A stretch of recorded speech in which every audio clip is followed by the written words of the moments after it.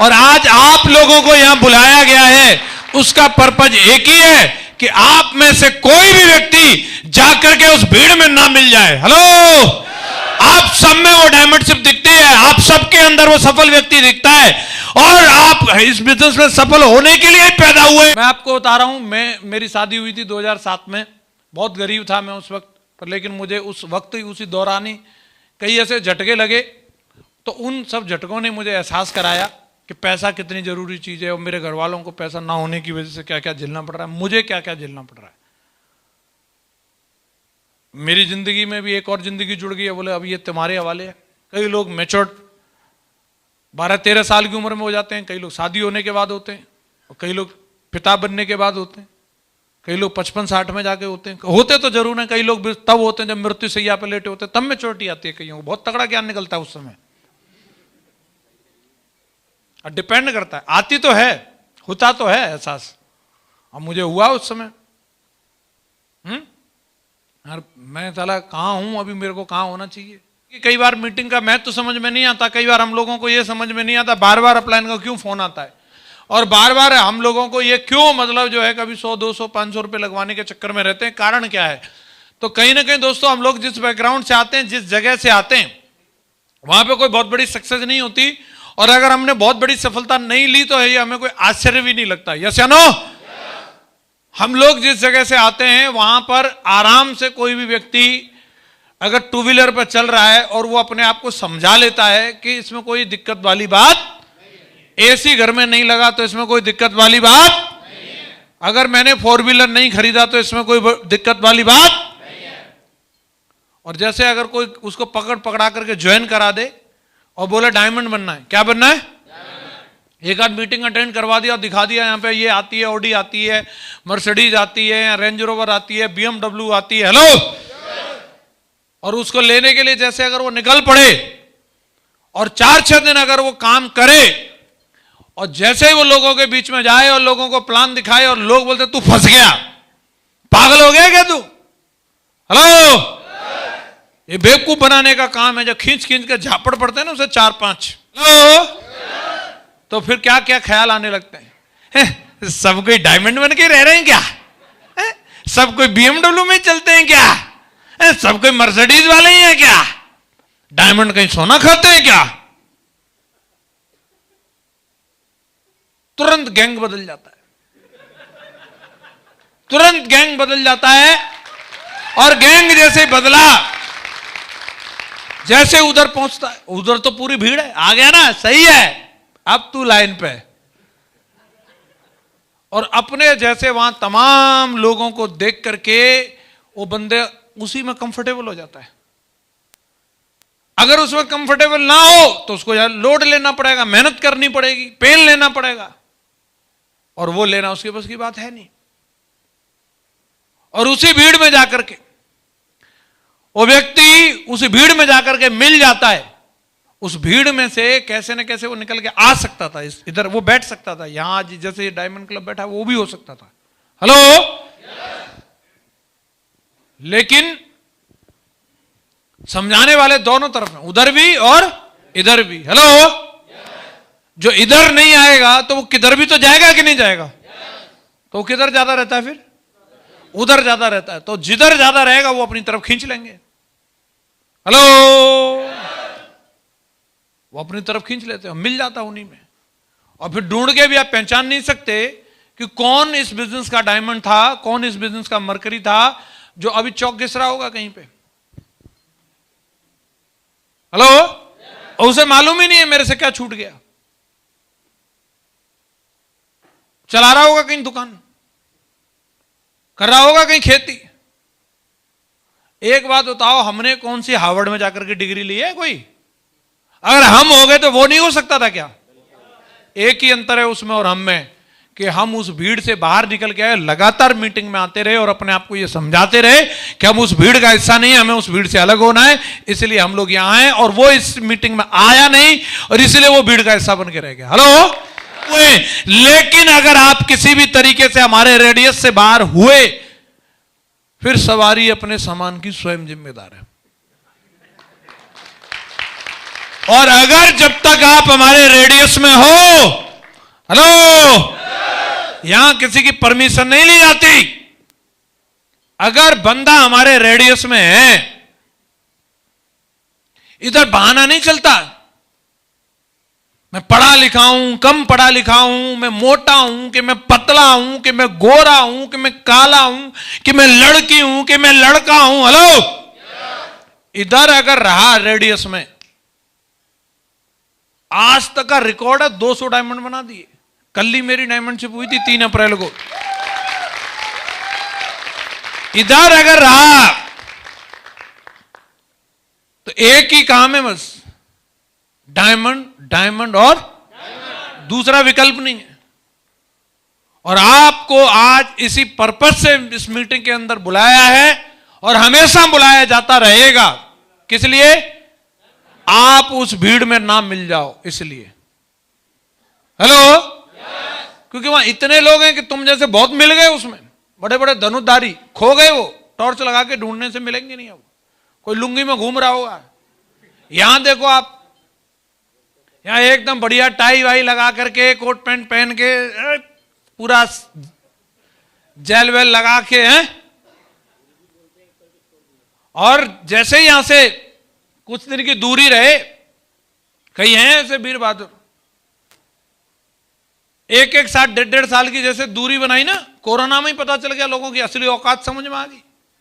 Shape सब नहीं करेंगे तो उनकी हालत देखो। दाढ़ी नहीं बनाई उसने 4-4 महीने तक, पैंट पहनना भूल गए लोग, कच्छा में घूमते रहते हो।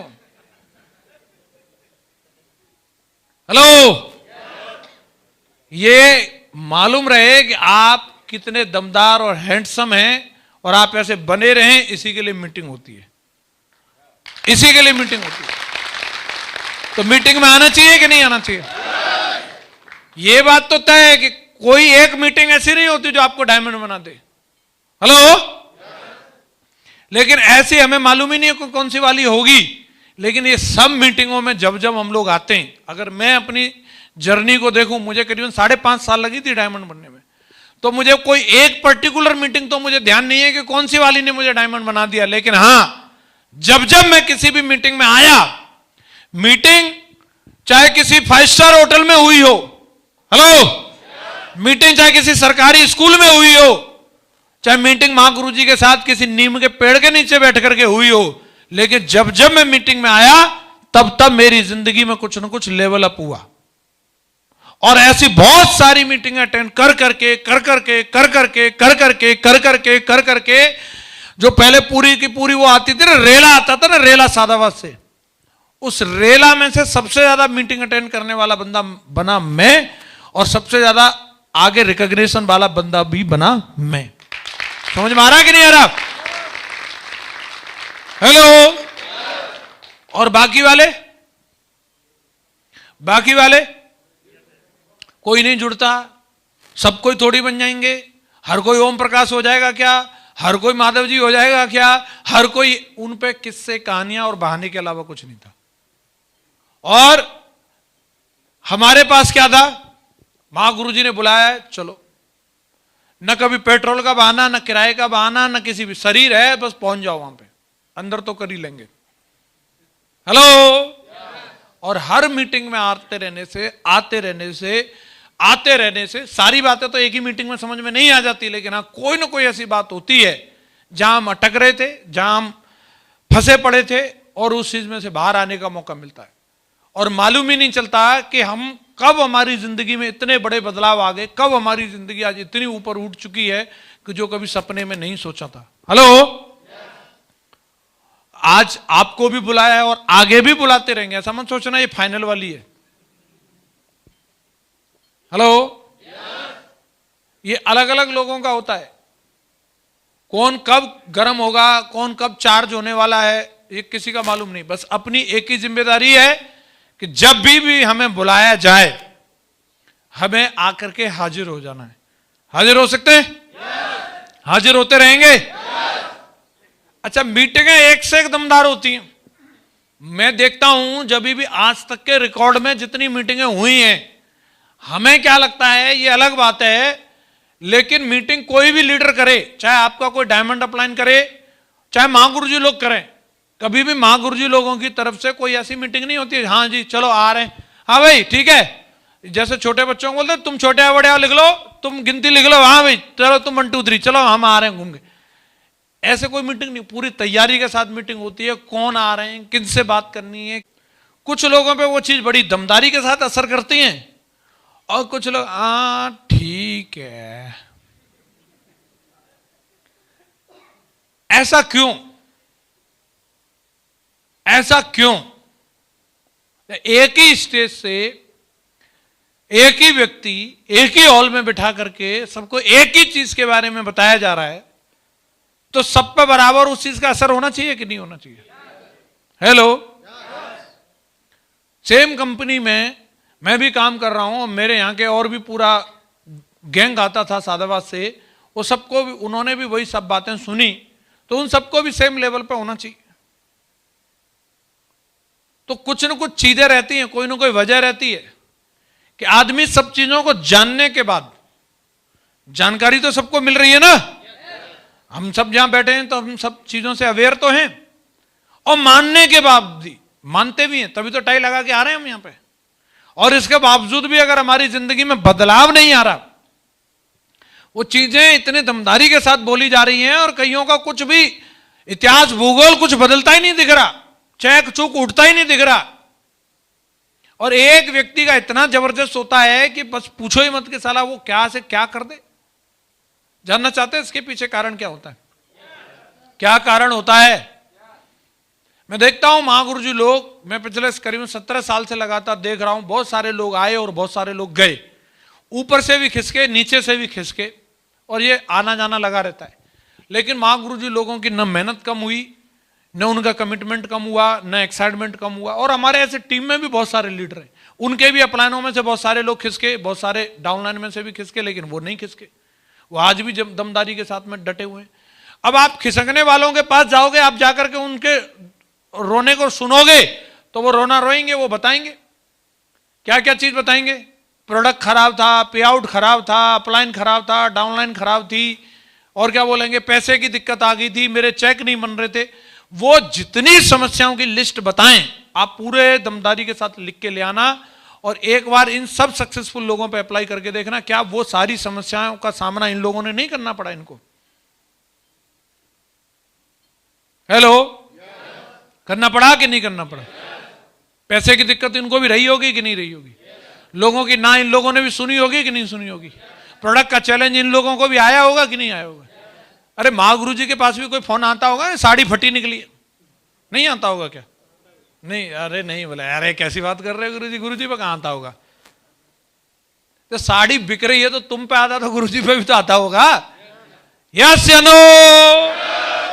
आप जो समस्या को बोलो, किसी के मम्मी पापा मना कर रहे हैं, किसी की बीवी मना कर रही है, तो क्या लगता है वो वाले चैलेंज इन लोगों को नहीं आए होंगे? आए होंगे ना। और इसके बावजूद भी अगर ये लोगों ने कर लिया तो क्या कारण है? आज भी छटनी होगी, अभी ये मीटिंग चलेगी 3 दिन, और महागुरु जी एक से एक लाजवाब चीजें देने वाले। मैं 2 बार अटेंड कर चुका हूं इस वर्कशॉप को, ऑलरेडी 3री बार अटेंड कर रहा हूं। तो ये मैं एडवांस में बता देता हूं, कंटेंट में कोई प्रॉब्लम नहीं है। और इसके बावजूद भी 2 तरीके के लोग निकलेंगे, एक जिन पे बहुत जबरदस्त असर होगा और एक जिन पे बिल्कुल असर नहीं होगा। तो कई सोच रहे हैं शायद ये पढ़ाई लिखाई का चक्कर होगा सर, कुछ ऐसे बुद्धिजीवी लोगों को समझ में आ जाएंगी बातें, बाकी कुछ होंगे डर ढक्कन वाले, उनको समझ में ना आए। तो ऐसा भी नहीं, कई देसी भी होंगे यहाँ पे, बिल्कुल एकदम से दमदारी के साथ समझ के जाएंगे, और कई बुद्धिजीवियों को भी कुछ समझ में नहीं आने वाला। तो इन शॉर्ट अगर मुझे जो लगता है कि आदमी को कब सब चीजें समझ में आने लगती हैं, उसे जर्रे जर्रे से सीखने का एहसास होने लगता है, उसे पेड़ पौधे भी सिखाने लग जाते हैं, उसे साला गली का कुत्ता भी उसको ट्रेनिंग देने, उसमें भी ट्रेनिंग नजर आने लगती है, गाय भैंस बकरियों में भी ट्रेनिंग नजर आने लगती है। उसको अगर किसी गुरु का दर्शन हो जाए, भाव विभोर होकर के साला ऐसा सुनने लगे, आंसू बहने लगे, और वो पूरी तरीके से एकदम अपने आप को साला खपा दे, जमा दे, पता नहीं क्या कर दे। ऐसा कब होता है? जानना चाहते कब होता है? कब होता है? जब इंसान को एहसास होता है। क्या होता है? क्या होता है? कईयों के मुंह में पान है, क्या होता है? पान खा के तो नहीं है? अच्छा फिर ठीक है। क्या होता है? क्या होता है? कौन सी सब्जी मंडी में मिलता है ये? कौन सी दुकान में मिलता है? ये कहीं नहीं मिलता साहब, ये कहीं नहीं मिलता। अपलायन होना अलग बात है, अपलायन होने का एहसास होना अलग बात है। डाउनलाइन होना अलग बात है, डाउनलाइन होने का एहसास होना अलग बात है।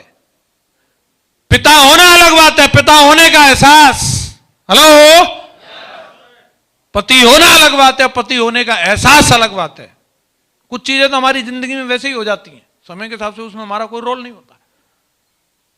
कुछ तो हम वैसे ही बन जाते हैं, हम बनेंगे ही बनेंगे। अब बेटा है तो बेटा तो बनेंगे ही बनेंगे। अब लेकिन इस बात का हमें एहसास है कि नहीं?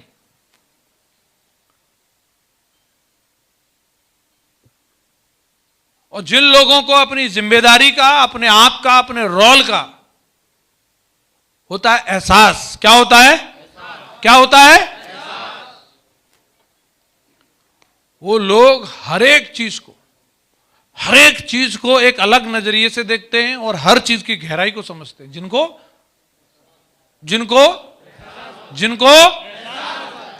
और जिसको एहसास नहीं कुछ नहीं साला, घर जल रहा है, लोग मर रहे हैं, कुछ भी हो रहा है साला, जिंदगी एकदम झंड है, फिर भी कुछ नहीं उसकी जिंदगी में।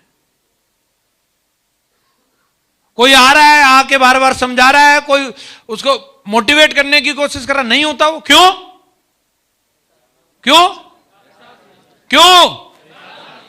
एक आदमी 18 घंटे काम कर रहा है, एक आदमी साला कहीं पे भी जाने के लिए अंडमान निकोबार तैयार है, एक आदमी फोटो से काम चला रहा है, एक आदमी वीडियो से काम चला ले रहा है। साक्षात खड़े ब्रह्मा खुद स्वयं, तो भी एक आदमी कुछ करने के लिए तैयार नहीं। क्यों? अरे बोलो, उसे एहसास ही नहीं है। जब भी मैं महागुरुजी लोगों को देखता हूं, आखिर ऐसी क्या चीज रही कि तमाम विकेट गिरे। महागुरुजी और मेरे बीच में कम से कम मैंने अपनी आंखों के सामने 6 अपलायनों को भागते देखा। कितने? मेरे और महागुरुजी के बीच में कितने? और अच्छे खासे लेवल तक। कोई एमरल्ड था, कोई रूबी था।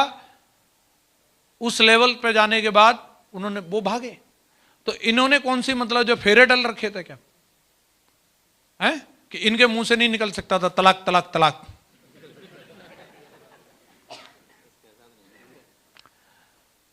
क्या ऐसा था? सेफ शॉप से इनका कुछ मतलब वो था, बॉन्ड साइन था, आपने छोड़ा तो बोला आपको कुछ पनिशमेंट मिलेगी। बात तो कुछ न कुछ रही होगी है, किन्ना छोड़ने के पीछे कुछ तो वजह रही होगी। पीठ तो दिखा, नेगेटिव बात तो कर सकते थे लेकिन नहीं की। क्यों? शायद उनके अंदर है। हेलो, और वो जो चले गए उनमें एक तो वो था जिसने मुझे प्लान दिखाया था,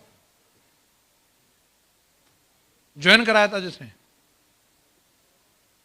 अब क्या करें? उसको नहीं है। क्या नहीं है? वो रोएगा, बोलेगा दिक्कतें परेशानियां ये वो हमें नहीं है क्या? और हम फिर भी नहीं जा रहे। तो साहब मैं एक ही चीज कहूंगा, अगर आपको आज आप यहां बैठे हैं और अपनी जिम्मेदारियों का, अपनी पोजीशन का, अपने आप का और अपनी यहां की मौजूदगी का अगर आपको एहसास है, बिल्कुल आंखें मेरी खुली हैं, मेरी आंखें बिल्कुल और बिल्कुल मेरे सारे के सारे सेंस काम कर रहे हैं और मुझे एहसास है कि आज मैं कहां हूं और अगर अभी मैं नहीं जागा तो अभी मेरा क्या होने वाला है। अरे तैयार हैं? जिंदगी में जो भी हमें ओहदा मिला है उसका एहसास अगर नहीं है, महागुरु जी करवा देंगे, क्योंकि महागुरु जी को इस काम की भी मास्टरी हासिल है। हमें भी नहीं था, हम भी बिल्कुल ऐसे अल्लड़पने में घूमते रहते थे और महागुरु जी को सब विद्याएं आती हैं कि किसको कैसे कराया जाए। पहले हमें बेटा होने का एहसास नहीं था, माँ बाप तो पहले भी थे हमारे, लेकिन हमें एहसास ही नहीं था। वो मेहनत करते हैं, हमें उनके लिए कुछ करना चाहिए, उन्हें उनके बारे में कुछ सोचना चाहिए। हेलो, नहीं हुआ उससे हमें ज्यादा कुछ। फिर महागुरु जी ने पकड़ा करके मेरी शादी करवा दी 2007 में। अब हो शायद, है? शादी हो गई तो सबकी हो जाती है, मैंने हमारी भी हो गई। पंडित जी ने बोला यहाँ बैठ जाओ जी, बैठ गए। ऐसे चक्कर काटो, काट दिए। यहाँ चावल छोड़ दो, छोड़ दिए। अब खड़े हो जाओ, खड़े हो गए। बोला आज से तुम दोनों पति पत्नी। बोले ठीक है।